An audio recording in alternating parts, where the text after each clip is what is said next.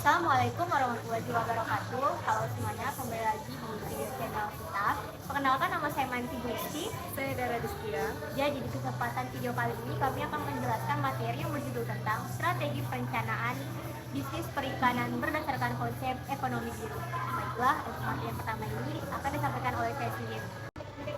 Yang pertama adalah latar belakang menjelaskan tentang peluang bisnis, yang dimana bisnis ikan laut beku memanfaatkan potensi sumber daya ikan dan pasar Indonesia secara berkelanjutan. Yang kedua ada Niskala Group, yang dimana Niskala Group ini menjelaskan tentang usaha dagang rintisan di desa Bobojong, Cianjur, yang berperan sebagai pemasaran hasil perikanan. Dan yang ketiga ini prinsip ekonomi biru, yang menjelaskan tentang operasional bisnis mengedepankan konsep berkelanjutan, keterlibatan masyarakat, efisiensi sumber daya, dan minimalkan limbah dan nilai tambah ganda. Selanjutnya ini menjelaskan tentang konsep ekonomi biru, yaitu pendekatan pengelolaan kelautan dan perikanan yang berkelanjutan.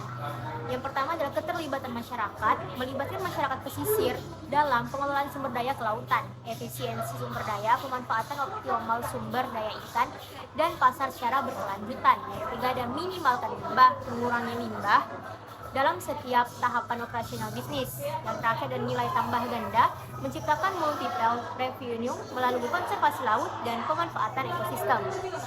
Selanjutnya ada analisis faktor eksternal, yaitu menjelaskan tentang identifikasi peluang dan ancaman di luar kendali operasional bisnis.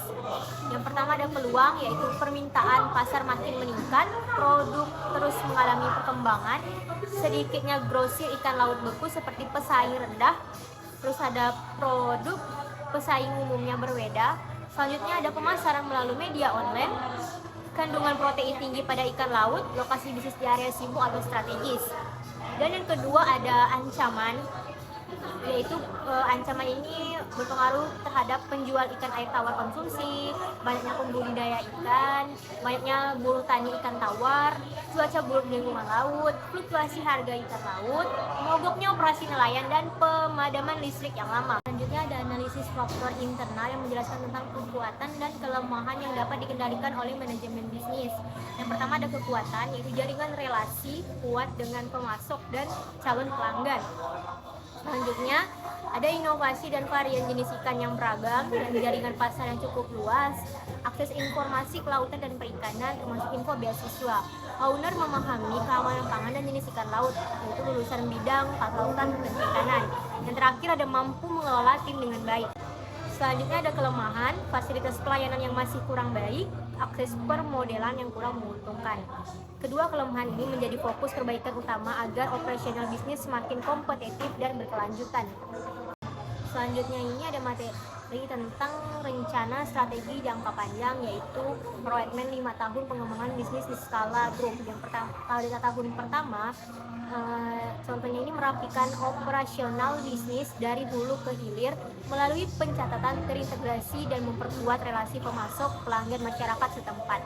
Tahun kedua, ekspansi bisnis, membuka cabang baru di Cianjur Kota, Padalarang, Cimahi, Bandung, Kota, Sumedang, dan Subang. Pada tahun ketiga, membeli ikan kapasitas kurang lebih 10 GT dermaga pelabuhan Ratu Sukabumi untuk pasokan ikan dan menekan biaya saat harga naik. Tahun keempat, ekspansi ke beberapa wilayah di Provinsi Jawa Barat untuk memperluas jaringan penjualan dan pemasaran. Dan pada tahun kelima, menjalankan operasional secara terintegrasi melalui pelaporan koneksi antar gudang liter dari Cianjur ke Subang. Baik, selanjutnya ada rencana pemasaran, keluaran pemasaran. Pertama itu ada produk, di mana kemasan produk ini harus memiliki nilai menarik. Yang selanjutnya ada harga, menetapkan harga pasaran fleksibel.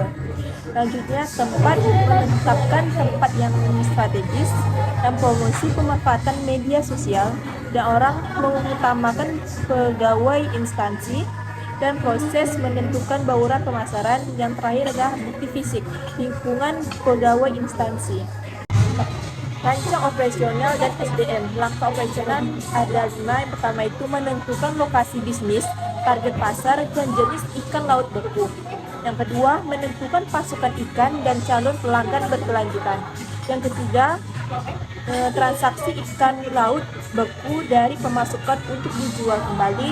Dan yang keempat, promosi barang secara inovatif, kreatif, dan berkelanjutan. Dan yang kelima, mendaftarkan nama bisnis data di situs www.oso.id.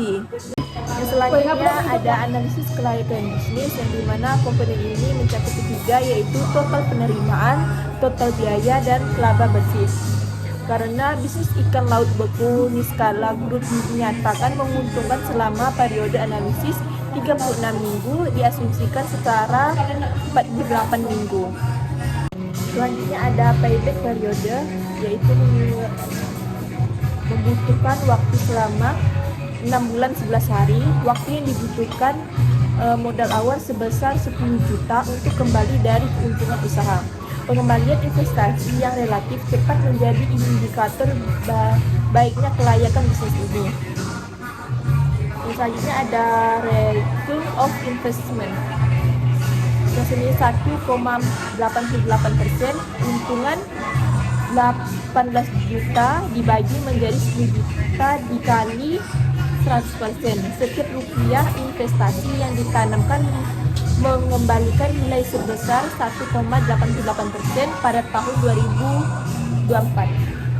Selanjutnya ada break-even point, di mana volume penjualan ikan laut beku minimal untuk mencapai titik impaknya sekitar 913 kilo dan rata-rata harga jual per kilogram ikan laut beku sekitar 45.200, dari pendapatan dari penjualan yang diperlukan untuk mencapai titik impas sekitar 34 juta. Selanjutnya ada ringkasan analisis kelayakan bisnis. Yang pertama ada indikator laba atau rugi sekitar 18 juta dan interpretasinya bisnis untung. R atau C ratio hasilnya 1,26, layak dijalani, dan payback periode 6 bulan 11 hari, modal kembali relatif cepat, dan return of investment hasilnya 1,88%, dan interpretasi tingkat pengembalian investasi positif, dan break even point hasilnya sekitar 913 kg, dan interpretasinya volume penjualan minimal titik impas, dan break even point sekitar 34 juta dan pendapatan minimal titik impas. Analisis risiko dan mitigasi, identifikasi risiko operasional dan solusi mitigasinya.